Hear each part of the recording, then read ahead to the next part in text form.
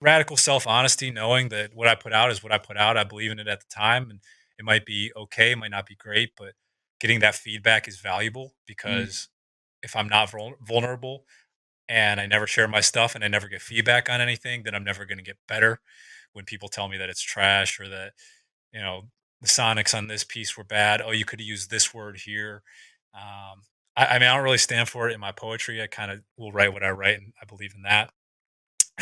um, because that's like a one-on-one conversation. That's me in my notebook. mm. But everything else, I'm happy to get feedback on, and I want to hear what people have to say, and um, just trusting that the worst they could say is that they don't like it. Of course, there's other things they could say, but it's either yes or no, thumbs up, thumbs down. And if you boil it down into those two things, and you got more thumbs down than thumbs up, you could check in with yourself. Say, do I believe in this? Is it good? Do I like it?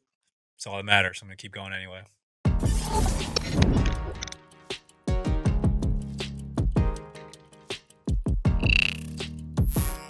Ladies and gentlemen, welcome back to It's the Bearded Man podcast with your favorite, the world's favorite bearded man, Bobbbaaaay. Each week with our guest episodes, I try to put the spotlight on someone who, in my eyes, has given themselves permission to live a life authentic to them. Our guest today is from Westlake, Ohio. He's an artist at heart and has learned to be a photographer, painter, musician, poet, sound engineer, videographer, lyricist, graphic designer, app developer, writer, and more. He's the founder and CEO of Mind. Their mission is the world was not designed for highly sensitive people. So their mission is to develop life concepts and physical equipment to make the world more comfortable for those who deeply feel, sense, and connect to their environment. He previously was a co-host on Impulsive Podcast alongside Logan Paul. This week on the podcast, a legendary bearded brother, Mac. There he is. What's going on, everybody? How we doing? Hey, Bobby. Mac, it's Doing great.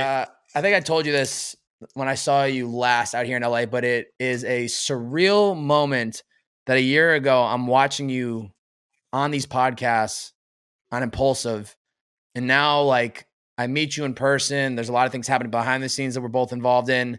We're here today to chat, and it's these weird like pinch me moments along the way where I'm like, how is this happening? Like, I don't know how else to describe it, but I feel I'm extremely grateful for it, but I'm also just like, how is this world just like slowly manifesting into the people that I've always wanted to connect with or that I've been watching from afar? So it's a surreal moment to be doing this podcast with you today, man. Yeah. Do you want an answer on that, or Please, at if you least got my one, potential please. Hey, assumption? I mean, dude, you're putting in the hours. You're making a podcast. It's interesting. You're working hard on yourself and building community around that. So LA is small enough that you're probably going to bump into people that know other people. yeah. I think it's pretty obvious why it's worked out. You just keep going, man. I makes sense to me. Wow. You know? When you put it as simple as that, I guess I'm overthinking it, but yeah, I appreciate it. It's definitely been a work in progress these last couple of years, and I feel like with anything, when you stay consistent long enough with something, you start to build up a little momentum, more doors start to open, and then it's like you're really off to the races. If you can get first through, the first past those first couple of years of starting anything, and then you finally start to really find a groove, and you get past that period of like wanting to give up or not seeing like the results, it then just Mhm. it's just like full speed ahead. So I feel like I'm finally getting to that chapter where it's like I'm not stopping anytime soon, and hopefully this is just finally all the momentum is carrying me forward. Have you ever heard Ed Sheeran talk about that topic? No, I Working through haven't. all the Big, tough big, stuff. big Ed Sheeran guy though. What's the highest level that he says? His mentality on it is like, I can't. I'm pretty certain it said Sheeran. Maybe he's pulling it from someone else. But Okay. uh, if you're pulling water out of a well or out of a pipe, the first bit of water that you pull out is probably going to be muddy and dirty, and eventually, as you keep pumping, the water will eventually clear up, and that's kind of in tandem and parallel with as you continue your career or your journey in any creative aspect, you're going to start with crap. It's always going to be rough around the edges at the start, unless you're a prodigy. Um, but it's always going to be rough around the edges at the start, and then eventually over time, the way I see it is you prove your worthiness for great thoughts or great ideas to come through you and express themselves. Yeah. out That's in the a world. that's a great way to look at it. I've never heard I've heard of it like described like that, and I definitely need to look up if Ed Sheeran is the one that has talked about this because I'd be curious to kind of just see the clip in general, but it's definitely right on the money. When I It's wisdom that everyone comes to, you know. Yeah, Just keep going, and you'll prove your worth, and the good stuff will totally. start coming through you. That's all. Totally, totally. When I was prepping for this podcast, I found your website. Clearly, obviously, one of the first spots I'm going to go to just kind of start digging up some info on my man Mac to get prepared for this podcast. And one of the first things that I read and saw that caught my attention was on the website. It said, "My favorite thing in the world to do is think and ponder, and I definitely do that a lot." Where does this inner curiosity come from? Is there a moment in your life? Do you feel like you've always been curious, or um, where does that stem from? I'm not sure. I've actually been asked that before, and I think it's just innate into who I am. I really question a lot of things. I'm Mm, confident in my own ability to get to the bottom of something, or if I pull at a thread, I want to keep pulling to see where what it unravels into or reveals. Um,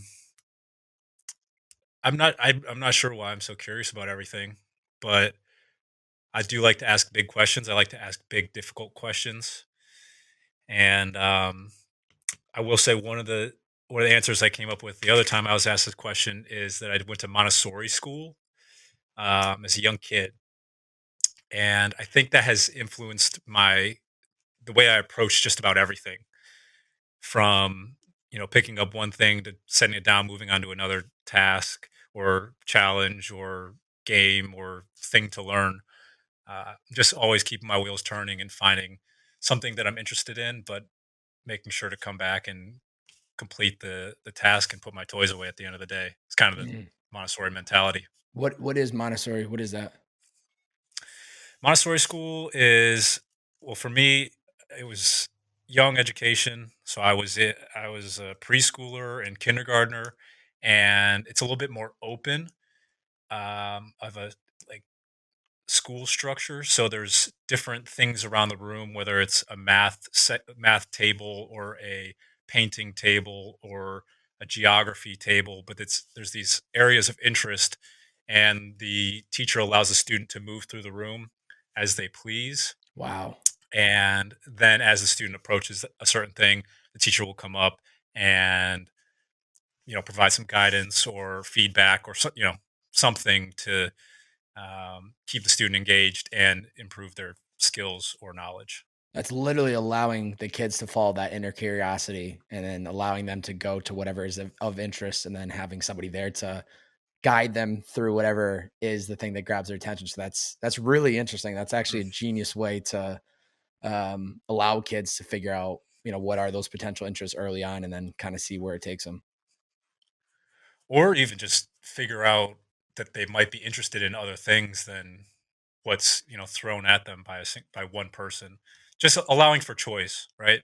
Yeah. As opposed to saying you have to do this, you have to do this, you have to do this.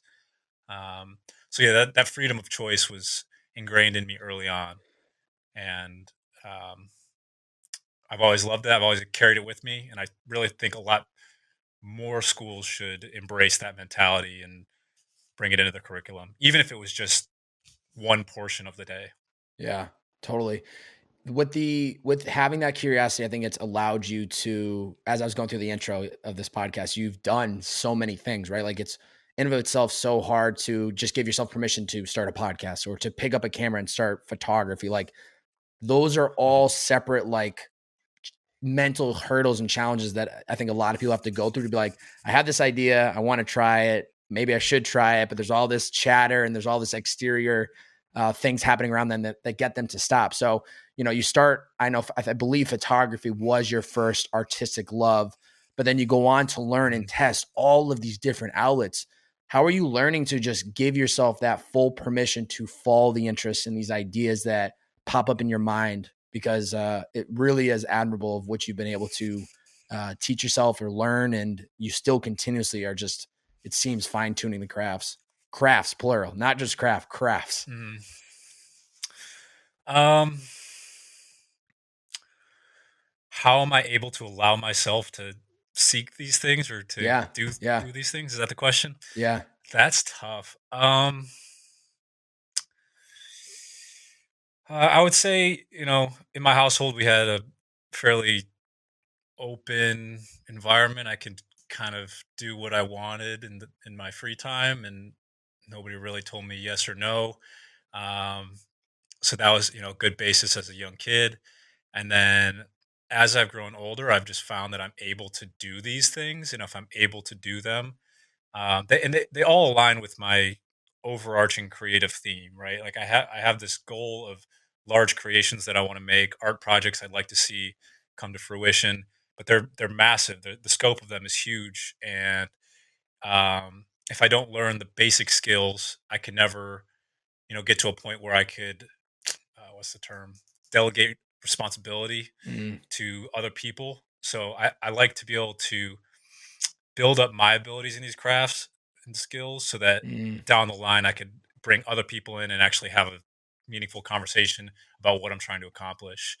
Um, but like the mental aspect of allowing myself to do that, I just look at it as, if I don't master these skills, I won't be able to get to the point where I want to be. So it's not necessarily allowing myself, it's more like telling myself that I have to do these things or that mm. I get to. It's that mentality that I get to do these things, then that will help me build in order to get to the place where I want to be. So you're reverse engineering. I can just from that alone, I just imagine you probably want to create some world that you step into that has sounds and music and visuals and everything and you understanding that allows you to go, well, I should probably learn sound engineering. Well, I should probably learn how to paint. Well, I should learn how to do photography. So Mm, I can now kind of understand, with that in mind, it's going to allow you to just start trying all these different things along the way. absolutely. And then it makes it more fun. It's like all these side quests, they will add up to uh, the skill points that will help me defeat the final boss, which is, you know, I think since a young kid, I've been interested in cinema, and I know that film is pretty much the culmination of all things you would need in order to, you know, to wrap all things together. They kind of make one film. So music, obviously, you need a sound Mm, score, um, cinematography. If you're a photographer, if you have the eye and the angles, and the ability to tell a story with, camera positioning and movement, and then you need writing in order to have a dialogue or plot line. So I think all those skills will culminate into one thing there. And then on the other aspect of it, I really have a, dream for, what would I call it, experience design, so home design or, public work design, where it's a place for people to gather and experience true quality. wow. That's how I would describe it all. Wow. A man of many hats, my friend. A man of many hats. One quote that I had heard you say, I think it was in a past podcast interview, maybe even maybe multiple podcasts, but the process is just as beautiful as the product. Once again, the process is just as beautiful as the product. That is something still to this Mhm. day that I find myself reminding myself, enjoy the process. Even before we jump on this podcast, don't worry about getting to episode 200 or 300 or 400. You need to enjoy this conversation with Mac today because this is one important step in the journey.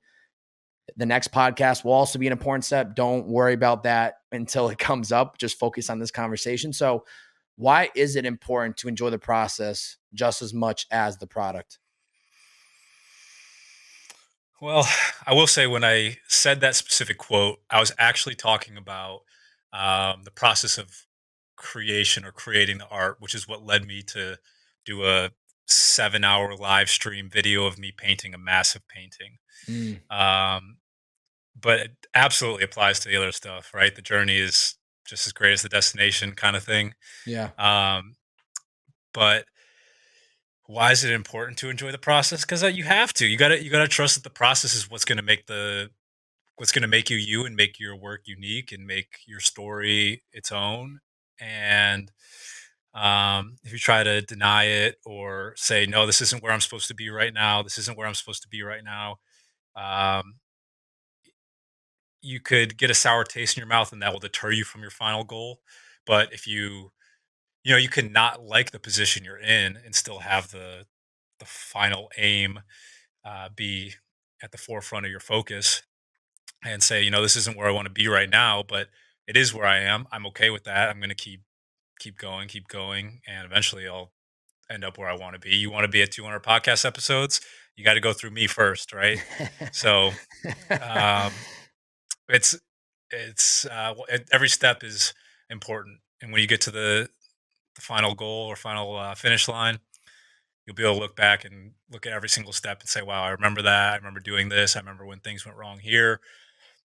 I remember how this shaped the project. I remember how failing here actually gave me a better idea. And now, because I have this better idea, I've expanded on that and created 10 more beautiful ideas." So you got to go through it all. You got to go through um, every door. You got to jump over every hurdle, or sidestep every hurdle, or turn around at every blockage and find a new way. It's Yeah. just how it is. You're the one thing that got me excited about this podcast today is your perspectives. You are somebody that, outside looking in, from what I hear and the way you articulate things, is you've done a lot of deep work. You've done a lot of solitude, a lot of thinking, a lot of reading. Hmm. It's really like incredible. I don't know. I don't know. I know it's probably just your norm of like the way you move, but like as somebody Hmm. who, I'm a people's person, I am consciously all the time taking note on people when I'm meeting them for the first time, when I'm listening to them on a podcast interview. Like, you're very in tune to like this entire experience, man. And it's really Hmm. remarkable. Like, when I just listen to how you articulate things and listening to other podcasts you've been as a guest, like, you're very woke for somebody of your age, dude. I don't know. I don't know how that sounds, but it's like, I Yeah. really respect it, man. Well, thank you. Um, yeah, I took some time. I took a lot of time to focus on me, and I've made it a point to truly know who I am underneath every single layer that someone else might see of me from the outside. And I want them to match. I want my inside to match my outside. And yeah, I think over my young 20s, 22 to even now, I'm still not done, but um, just learning who I am, what I like, what I don't like, how I operate. Um, reflecting. I reflect a lot Mm. on my days, my weeks, my months. I write a lot down. I write how I'm feeling down, so that in a week I can come back and look at my thoughts. Um, but yeah, just I don't know. I don't want to use the word radical, but perhaps excited introspection or passionate introspection to discover my true identity has been powerful, and it taps me into every moment. And um, whether I'm present or not, I know that the foundation I've kind of built for myself is is deeply rooted in who I truly am. Mm. I feel like it wasn't until when I turned 20, I was 22, graduating college, that I finally started to go down this path. Probably Mhm. more so because most of my life up until then was just like, you are in middle school, then you go to high school. And then after high school, like, you go to college. Like, the bricks were kind of Mhm. laid out of like what I was quote unquote supposed to do. And I never really had a thought of like Yep. not following the system. Was that some, and then I graduate college, and then I'm like, wow, they're telling me to get a job, but I'm not going to do that because I realize that's not happy for me. So now I'm like, whoa, whoa, whoa, slow down. Like, I got to figure out who I am to then figure out now which direction to go, because there's so many directions to go. When did you start to, like, because you said 22, was it when you were graduating college? Did you kind of have to start figuring all this out? Or when did this whole like inner reflection really start for you?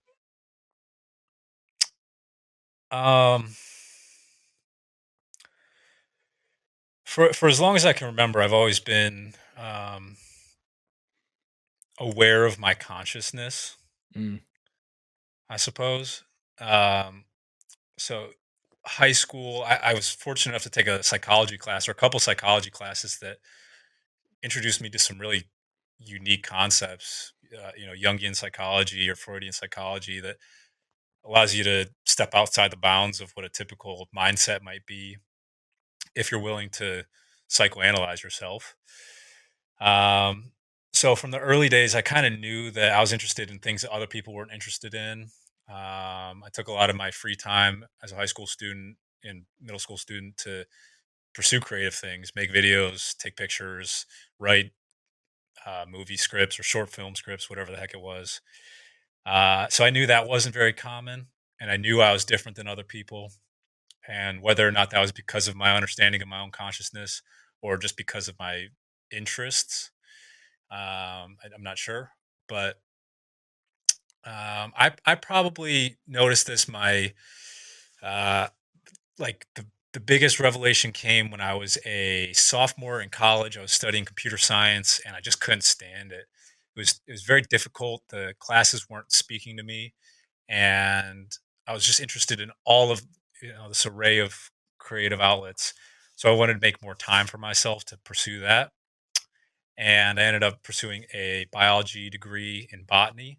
That I do have a deep interest in natural sciences, and it was simple to me. I understood it. It spoke to me. The concepts were readily available for me to just grasp, and that understanding of that instant recognition of what the material was just gave me a ton of free time to pursue my other stuff. Mm. And from that moment, from the moment I decided to be a botany major, I think I just knew I was going to follow my own path and make my own decisions. And I was still getting a college degree because it would make my parents happy, and me happy. That's success. You finish what you start. It didn't get in the way of me doing anything. So um, yeah, I finished the degree. I got a job working as a photographer. Um, didn't love it. Quit the job. Moved home. Became a freelancer. And from there, the story has just been trial and error. It's a constant work in progress. Yeah, I mean, who doesn't have that? You know. Yeah. Your hat mind 2018 I think is when you really start to have this moment of focusing on mindful living. I think every day you would write the word on your hand for 365 days. And at a year, Mhm. you're like, let me shorten this to just mind, probably because you got sick of writing full mindful. So then you start writing mind. What do you have any advice for Yep. people that um, for trying to start living a more conscious life? Yeah. Um, well, for one, if you have access to an island where you can go and live and turn off your phone, and walk barefoot and swim in the water and pay attention to the stars and do all that stuff, go do that. That's, I will say, a major advantage that I had to allow myself to live truly in the present moment. Um, I understand not everyone has that. So the I think one of the best things that I did in that entire experience was go for a long walk, 1 hour, 2 hours. Doesn't even have to. I mean, it could be 30 minutes. I really don't care. But don't take your phone. Just go for a walk and don't take your phone. What that allows you to do, or allowed me to do, is put everyone away for a minute. Everyone that's a digital representation of themselves on a 16 by 9 screen in my hand. Um, put all that stuff away and then actually be a part of the reality around me and watch the world unfold as I walk through it. So just by doing that and stepping away from our most powerful tool that we humans now have, the phone, um, and really bringing myself back to I don't want to say primal because it's not primal. I'm still in the modern world, but we've been walking since, I don't know, that one ape that one time that decided to stand up. So just go for a walk. Go for a long walk. Tune in with yourself. Bring a notepad. Write down your thoughts. I do make some if you want to go get one, but Hmm. write down your thoughts. Just go for a walk. There's that, and then find out what you're avoiding. Is it chores? Do you put dishes in the sink and then not wash them right away? Do you throw your laundry on the floor and not put it in the hamper? Do you not put your shoes back? Are you using um, more paper towels than you should? Little things in life that you probably don't realize add up into this dismissive and um, mm, I'd say materialistic. Maybe is not the right word. Maybe wasteful is a bit more appropriate, but distracted mindset is probably the biggest one. Mm. Things you're overlooking that um, might create more friction for you later down the road. Do you feel like Find those things. Do you feel like you've been in those places where you've been getting distracted, you're on your phone too often, and that's what has allowed you to just recognize? Even when we were chatting the other day, you were chatting me through like a separate messenger that allowed you to chat through DMs, but you actually weren't chatting through Instagram. And I respected. I was like, this man is literally dialed in on not getting distracted by what the world is throwing at him. So, have there been times when you just felt like you were just so consumed that um, you weren't actually getting anything done that you wanted to get done?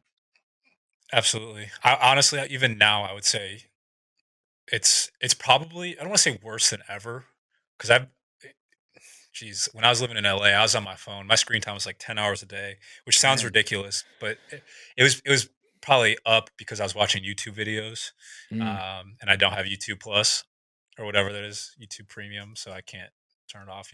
hmm. But yeah, I just notice I do check in with my screen time, and I notice when it goes crazy up, and I could be working. I work in a creative industry, and I got to be online and posting stuff and sharing stuff sometimes. But then there's other times when it's deep work season, or when it's I have this big project that I'm working on right now, and I can't be bothered with DMs and liking people's things, and oh, you saw this thing but you didn't respond to my text, so there's this, and then there's think about all the digital interactions that truly they add up. I mean, every like or comment or response or DM is a decision to be made, Mm. and sometimes it's just too much. So I would say right now I'm working on it. I'm on the tail end of a long stint away from Instagram. I just got back on so I could share some stuff and some ideas, and um, big app project I've been working on for about 3 years now. Um, so yeah, I go through my phases of really using my phone a lot, and then go through my phases of like I'm just gonna put this thing away, lock it up, and don't even look at it. Yeah, I respect that. That's self awareness, like just recognizing that it might not be working for you and being able to just like create a boundary and delete the app, or picking Hmm. pockets of time of like, even me, like when I get a text message, I will analyze and ask myself, does this need response right now? If not, I continue to focus on what I'm doing, or Hmm. focus sprinting and putting the phone on do not disturb for 30, 60 minutes, and then then checking it if I need it, Yeah. if there's any red flags or anything like that. But it's such an important thing to, with a crazy hyper connected world, which I love. I'm big in content. I love sharing my voice and sharing my thoughts and putting all Hmm. this great stuff out there to the world. But at the same time, you have to know when to shut it off to then focus on doing the actual work. And then when it's okay Hmm. to go back into it. I think that's the missing ingredient that people are not understanding. You got to set the boundaries, and you got to know when it's time to turn it off. Yeah. Otherwise, you'll scroll reels or TikTok for 6 hours and be like, "What the hell just happened?" Yeah. You get sucked right in. You mentioned, Yeah, because it's supposed to. yeah, you're right. That's literally what they're there to do. You mentioned living in when you were living in LA. You spent about one Hmm. full year living in LA, helping create content for Logan Paul. I think it was at the time he was like training for a fight. Logan is somebody that you had grown up with. I think when you guys were Hmm. maybe, I don't remember if it was four or I think you guys were enemies at first, and then somehow the world full Yep. circle, and then you become best friends. But how transformative is this 12 to 18 months in LA? From what I understand at the time, you kind of were looking for a reset, just Hmm. needing to clear your mind. You go to LA, there's this incredible opportunity that end up being there for around 12 to 18 months. What's this like for you? Geez, well, that 12 to 18 months really felt like 36 to 48 or whatever. Yeah. Because it's fast. LA moves fast. And, when you work 14 to 16 hours a day and work being creatively on call, whatever that might be, for my own stuff or other people's stuff in a content house. Um, it's busy. And, what it really taught me is operational excellence, how to, even amongst the noise of all of the temptations that Hollywood might offer, how to get work done and do your best work and capitalize on the true creative fervor and energy that's in a place like that where everyone is so talented and always looking for the next way to make a name for themselves or make a splash. um, so as far as the creative aspect of it, it's fantastic. It really taught me how to go into another next gear. It's difficult to maintain that gear. Mm, You got to have some good oil on the wheels or the chain. If you don't, you'll burn out. That's fact. I burned out for sure, pretty heavily. Um, and I don't want to say I'm just now getting back to normal, but it took a while for me to really get out of that burnout phase because it's tough. It's tough to always be on like that. Other than that, man, LA, what a great place. It was a rough time. It was pandemic season. So, um, geez, I mean, name a better time to truly work on yourself and yeah. well, at least dig even deeper. Yeah. Yeah. Yeah, it's your story moving out to LA is really interesting because you are in a household where it's some of the highest level creators and you're getting constant people coming in and out at the time because you guys are also doing the podcast. So you're just Hmm. cycling through on a weekly basis, seeing heavy operators in different industries and to be around that type of energy and that sphere Hmm. is I can only imagine. I'm sure there's a lot of like gems and information you learned along the way, but then also there's just like there's probably so much distractions, especially during pandemic when it's like everyone is locked indoors. People weren't really Yeah. traveling, so it's like to really find a way to create space in a environment where there's so much happening. I don't know how I would have done it because I would have just been like, I hear people, gotta go see who's here, go be part of whatever's out Yeah. there. But it's definitely Yeah. respect. And I mean, that's what it is. That's exactly what it is. I think you do just fine at sink or swim. You do your thing and, you'll fill the container that you're provided with.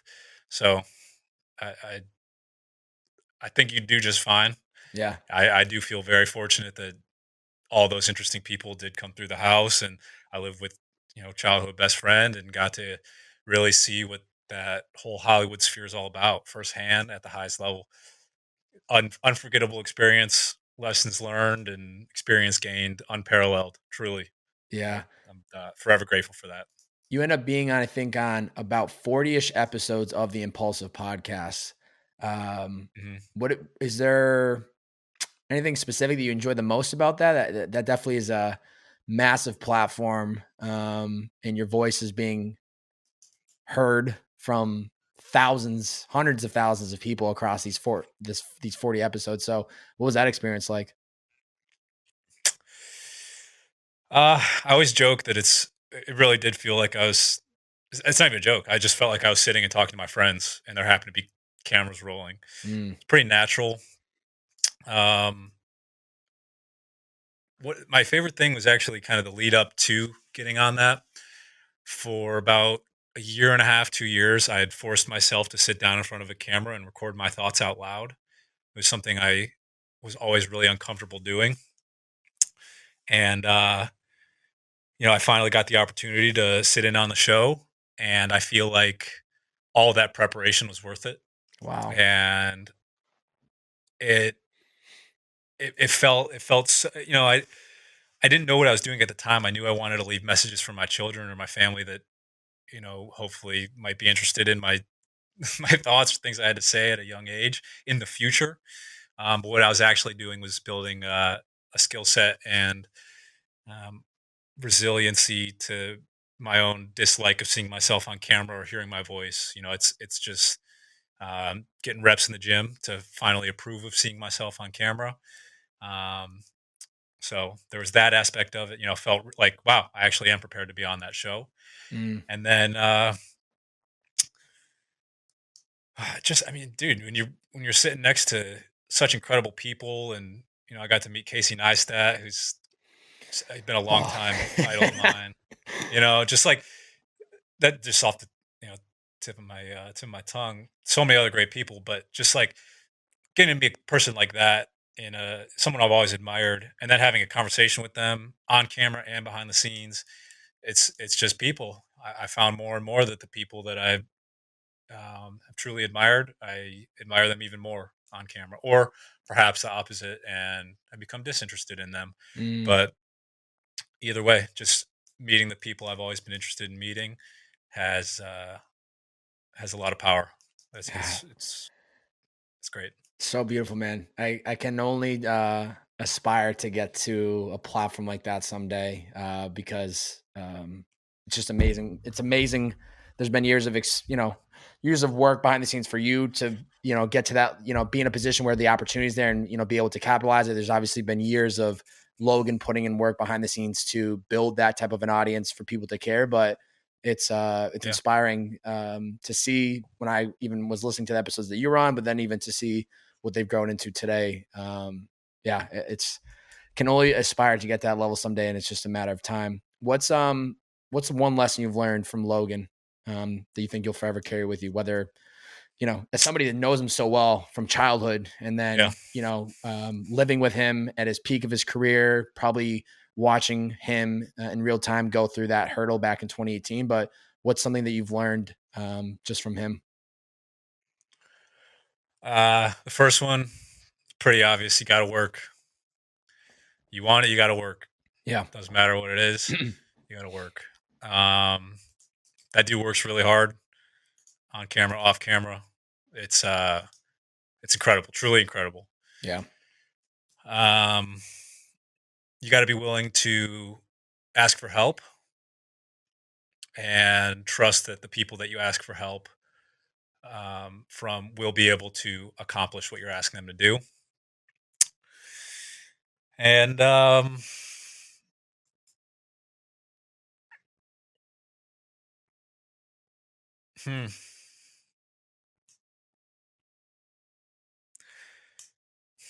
I mean, the list is endless. The one I'm thinking right now is think hard, plan it out, execute. Execution is everything. Like Mm, how you might have a great idea, but if it's not executed properly, it's trash. yeah. So execution is everything. Yeah. Putting the work. Yeah.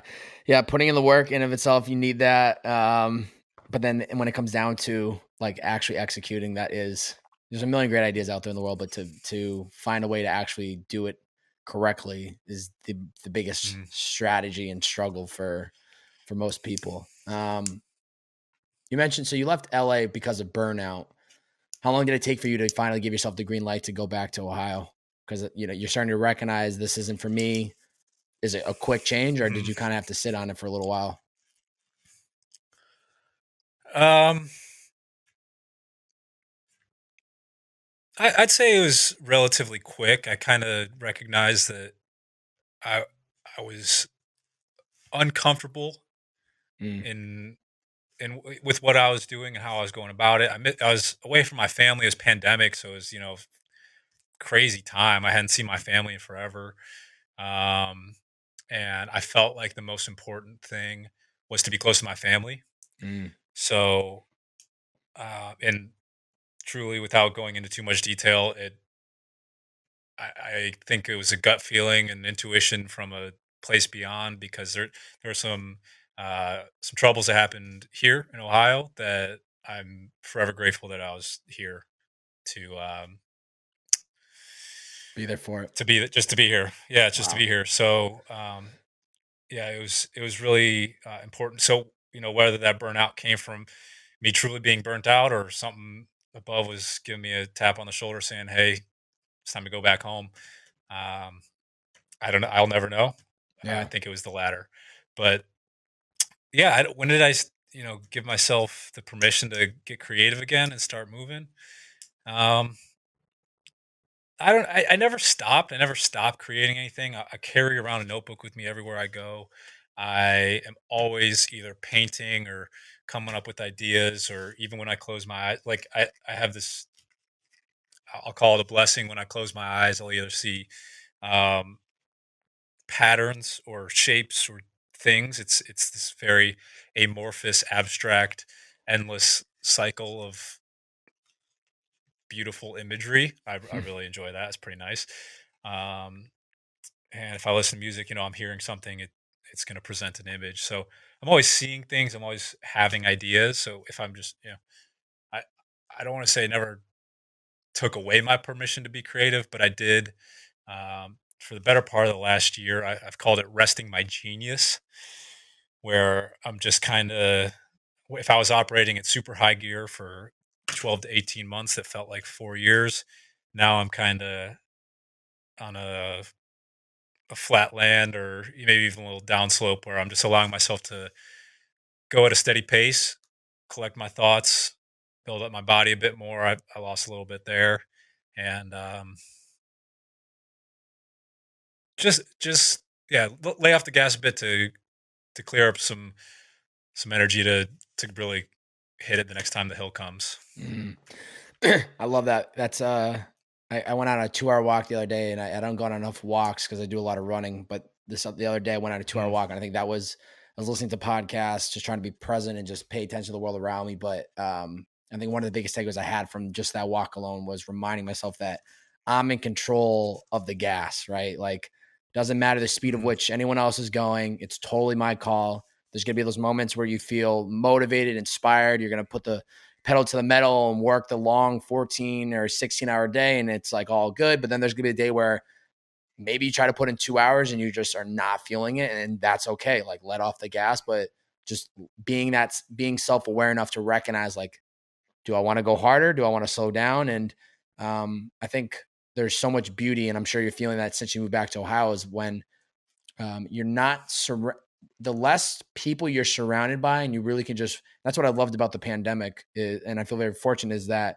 working from home, I don't have any distractions. Like I have emails that come inbound, I have text messages, but to a certain extent, if I want to shut that all down right now, I can shut that down, and nobody's here to pull me in any direction. And so, I would mm. imagine probably ever since you got home from Ohio, not only are you able to put the foot on the gas or take it off, but you're also able to just be in your own flow and less distractions and less energy being pulled in all these different directions. And do you want to go to this club Mm. tonight? We're going here for dinner. There's none of that. You're just solely able Yeah, to just be you and really make the day about you. absolutely. But that's anytime you live with roommates, you're gonna have some sort of input. It's Yeah. just it's the nature of the beast. Yeah. It's been nice to have my own place, yeah, for sure. But you still want to go out with your friends and go to Balance, the baby. bar and do whatever. Yeah. Like, it's all balance. But Yeah. um, yeah, Yeah, yeah, you gotta have balance. I'm a big believer in that. I've gone through did a couple years span of just not allowing that in my life, and it was pivotal to get me to where I am today. But yeah. I really hope that I never get back to that place because it just wasn't healthy. It wasn't healthy for sure. It wasn't good. That's why I crank it up on the weekends and then dial back in once Monday morning comes, and it's just kind of this little bit of a Yep. cycle.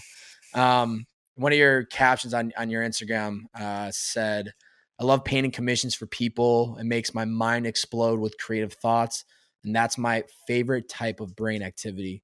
How do you want these paintings to impact people? Because it's really cool to see like the progression, even just scrolling on your Instagram, where it's like you really Mhm. your skill is developing in front of your eyes as you're scrolling back in time. But how are you hoping that these paintings impact people?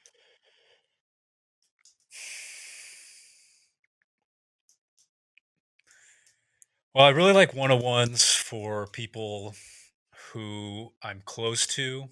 or people that I'm distant from, but have made a connection with, um,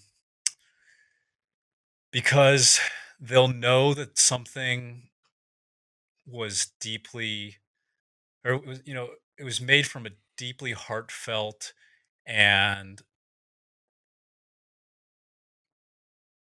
I contemplate heavily on what I'm supposed to make for these people. So I just want them to know that something was made for them Mm, specifically, and for them to take pride and ownership of that item.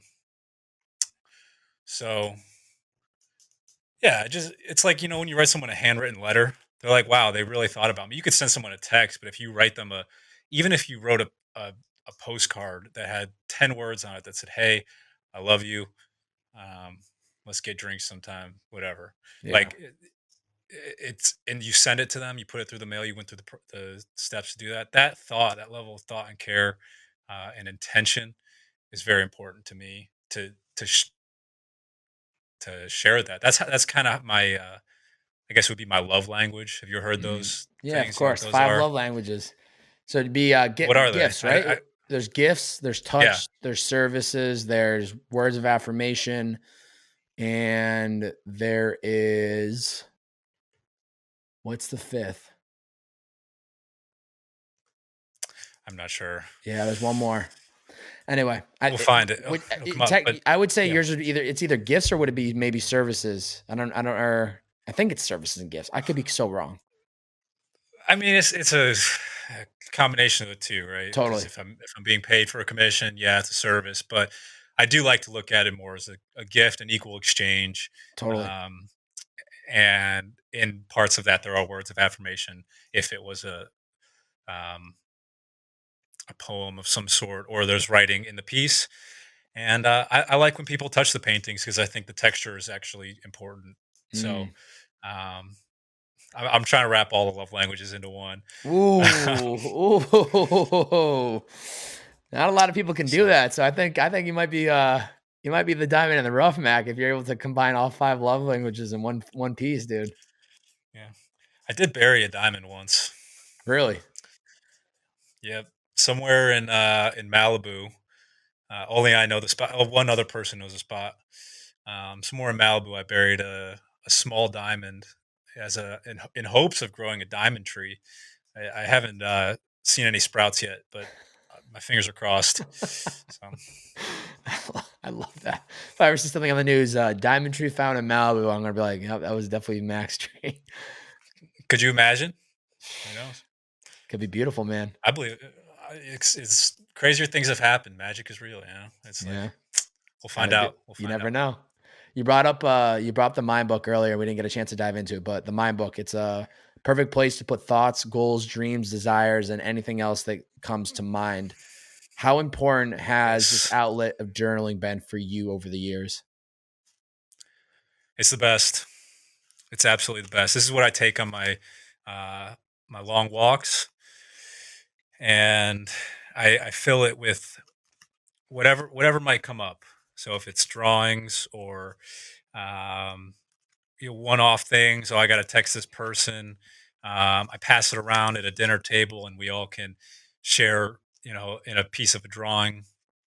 Just little things where it's not um, based on technology. It's an archaic piece of equipment that is direct from my hand to existence, from my mind, from my mind to my hand to a piece of paper. Um, it makes it tangible, and I've written some of my best thoughts, some of my best thought starters, where it might be a single line of a thing, and then I go off to write an entire script off of it, or a song off of it. Drawings that brought people close together, drawings that I've sold, things that I've turned into NFTs and put in a frame, sent the original to, just all of these things. It's kind of endless. Um, so yeah, it's been the most important tool that I've ever used for my journaling process or just creation process in general. Yeah, and I gotta say, your handwriting is unbelievable. And I know that it's something I think you heard, I heard in a past podcast. You literally admitted, like, you've been working on this. You've been trying to get this to look good, and I gotta say, man, it's great handwriting. Thank you, thank you. Yeah, I I write in all caps. I do have days where I write in lowercase, um, but I don't know. There's beauty in the written word. If you look at old script languages or symbol languages, I mean, there's so much art. Just looking at the written Japanese language, it is stunning. Um, those characters and yeah, I think it's worth it to work on it. Hmm. That's all I can say.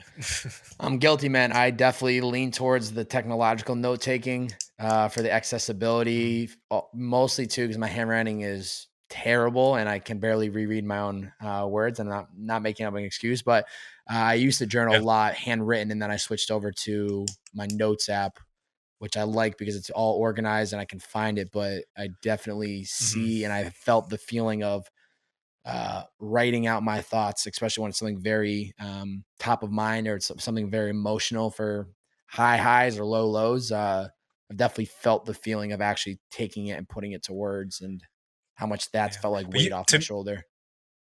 to me, you seem like a hyper digital guy, where it like makes sense for you to be.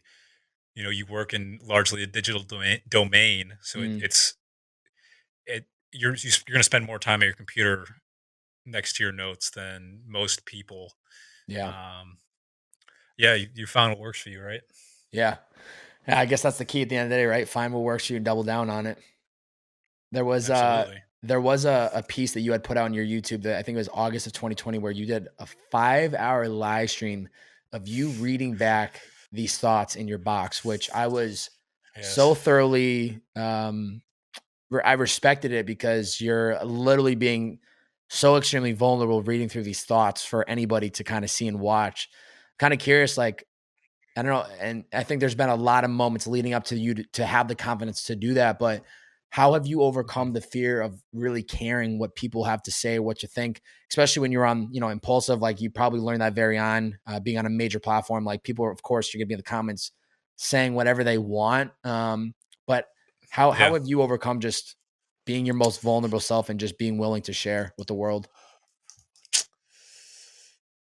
Um, well, for first thing, the first poem I ever sold was to a girl named Katie. Thank you, Katie. Um, and the topic was vulnerability. So I thought that's pretty Wow, spot on. wow. But I don't remember what it said. Something about links in the armor chain. You got to be vulnerable to share your weaknesses so that you know what holes to patch up and become stronger. Something along those lines. Um, but I've been really fortunate to in my early days of sharing stuff. I had a small audience that was really receptive of what I was doing, so kind of built up my confidence. Making music is also a huge confidence builder. Mm, Um, and it's hard. You're gonna have people from your high school that follow you on these platforms, or your parents, or whatever, and they're gonna hear your stuff. And everybody's gonna have a comment in real life, or they're not gonna have some. They're not gonna be able to share it with you, but they might tell someone else, and that might get back to you some way or another. But radical self honesty, knowing that what I put out is what I put out. I believe in it at the time, and it might be okay, it might not be great, but getting that feedback is valuable mm, because if I'm not vulnerable and I never share my stuff and I never get feedback on anything, then I'm never going to get better. When people tell me that it's trash or that, you know, the sonics on this piece were bad. Oh, you could have used this word here. I mean, I don't really stand for it in my poetry. I kind of will write what I write, and I believe in that.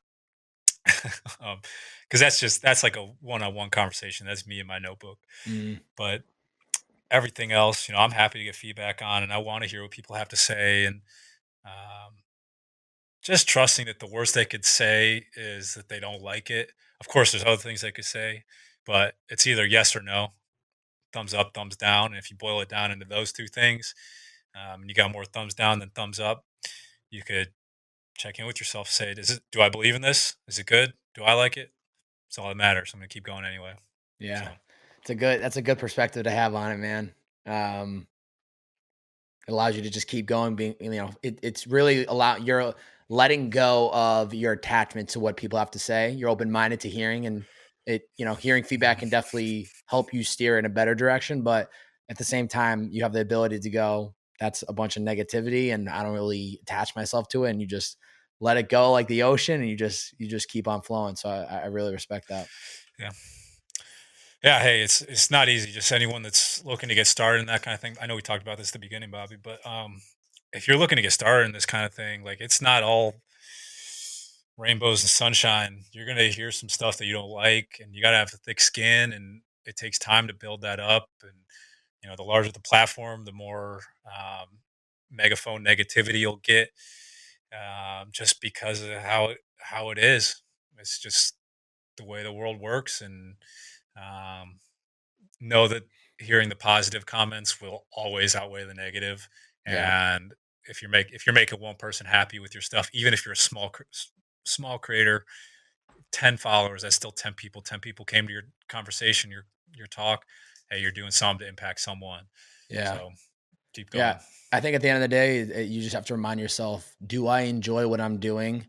If yes, then keep doing it, because even somebody that is helping a local charity for kids that maybe don't have access to books, there's gonna be somebody in this world that has some BS comment to say about that person who's trying to help these kids. Or I mean, you can literally think of a magnitude of different examples. So I think you just have to Yeah. accept that there's always going to be somebody out there that isn't a fan. And in reality, the biggest shift is when you recognize that the people that spend their time and energy formalizing a negative opinion and sharing it with you in reality are people that do not have their own true north and don't know what they want to do with their life. Because if they did, they would not spend an ounce of their time or energy spewing BS onto you, because it'd be so hyper focused on doing the thing that they really want to do. And I think once you have that perspective shift of, oh, they don't even know what they're trying. They're sitting from the armchair trying to be the expert, sitting back,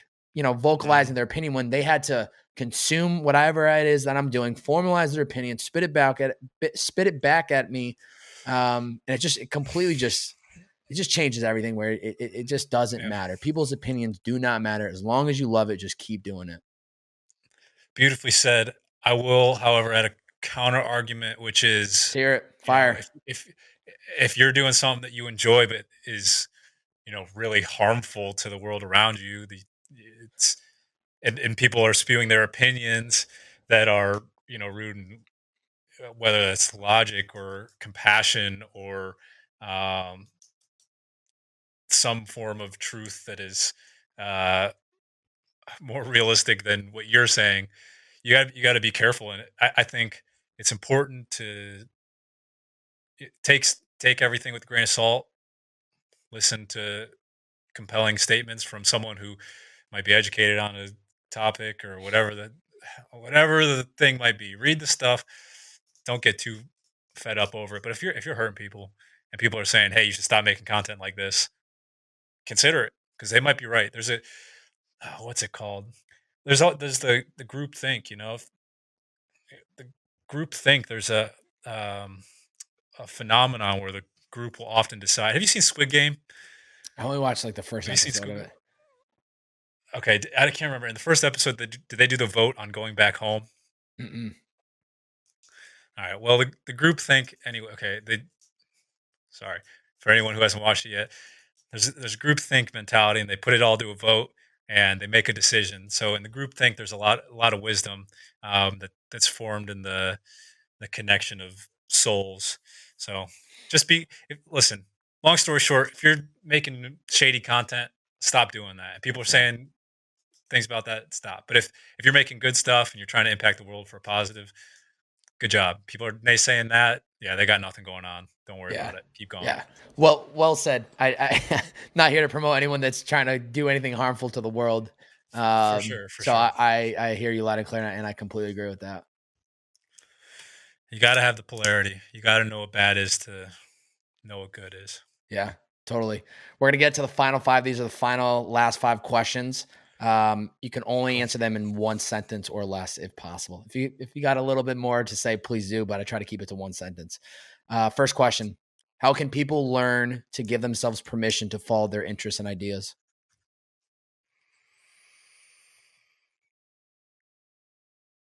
Try it. It's great. Number 2, if you could go back and tell yourself one piece of advice at any point of your life, what would it be and when? I 2 answers. Don't sell those Bitcoin. That's number 1. What year was Number this? 2. What year was that? Oh, just early on. Okay, Let's fair. say that. Should have Cool. kept it.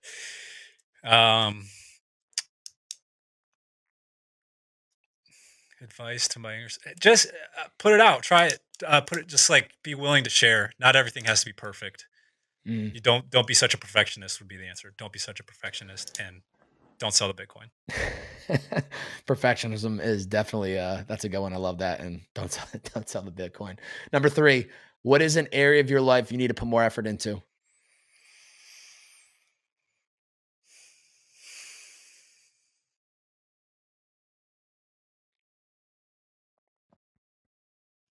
Mm,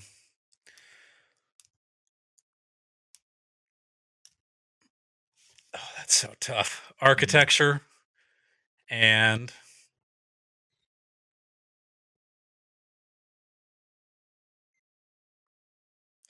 operational organization. Okay. Number 4, what's the first step anyone can take to reaching their inner potential?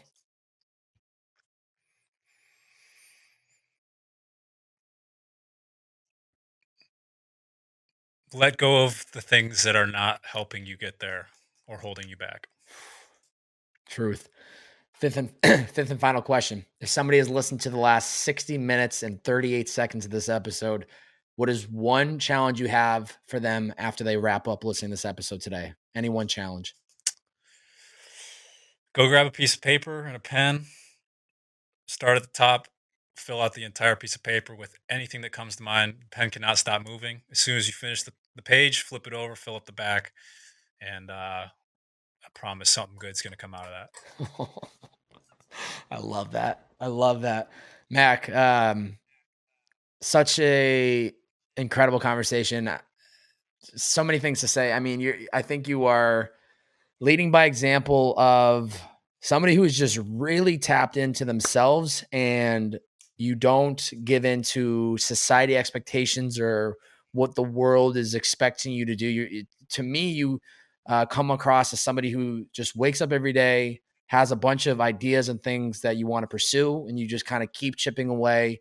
You've obviously had some really incredible experiences along the way of your life. And I think there's so much to be said about you recognizing, this amazing opportunity outside looking in. Once again, this is just my own opinion, right? Amazing opportunity to live with Logan Paul around all this crazy stuff in Hollywood, but to be aware enough to go, this is not meant for me, even though I'm sure everybody outside looking in is like, why would you want to move out? There's so much greatness. And that moment alone shows me so much about you. And I hope it shows so much for people that listen to this episode today and maybe know who you are. But that takes so much self-awareness and being able to just listen internal about what is going to make you happy on top of everything else you're doing with mind, the paintings. I mean, like you're a man of many hats, more than just the mind hat you're wearing. And you're an incredible guest for today's podcast. So please keep going, and thank you for taking the time to be on the show today, man.